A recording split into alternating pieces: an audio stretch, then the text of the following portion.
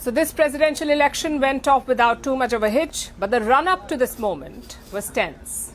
Things could have gone sideways. Security was ramped up all over the United States, but despite this, there were attempts to sow chaos. There were multiple bomb scares at polling booths in crucial swing states. The US claims that there's a Russia angle to the bomb threats. It's an allegation that Moscow has vehemently denied.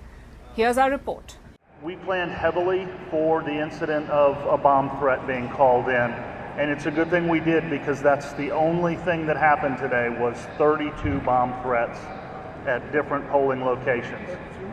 32.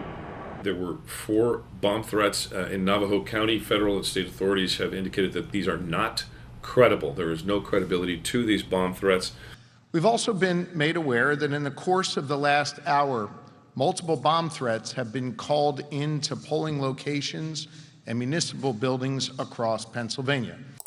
Georgia, Arizona, Pennsylvania, Michigan, Wisconsin. There were bomb scares in all these states. Bomb threats targeting polling booths. None of the threats proved to be credible, so the goal was obvious. It was to cause chaos.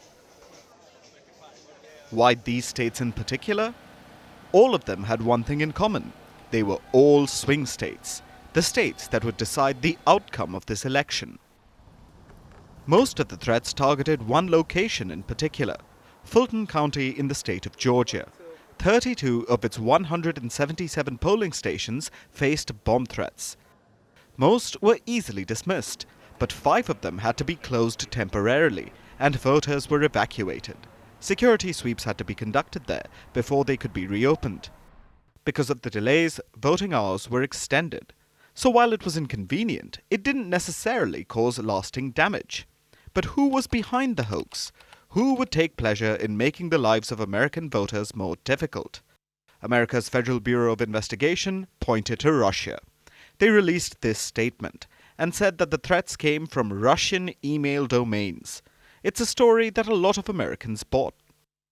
I talked a little bit earlier about that Russian hoax and that bomb scare. And I just want to make sure everyone understands this, that Georgia's not going to be intimidated. The Russia has just decided they picked on the wrong Georgia. They need to pick on the other one in the Black Sea, because we're not going to be intimidated.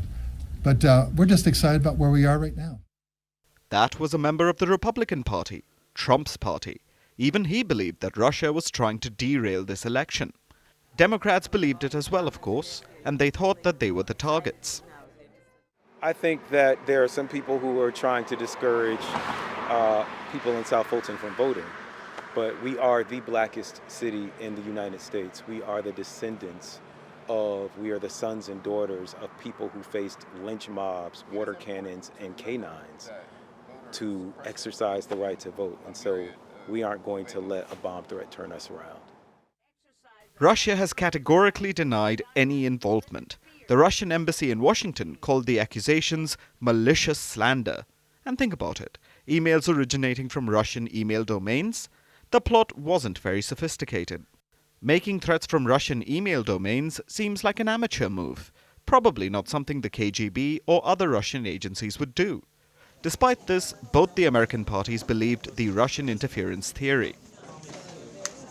Either way, it doesn't seem to have had any real effect on the final results. If the race were closer, then maybe.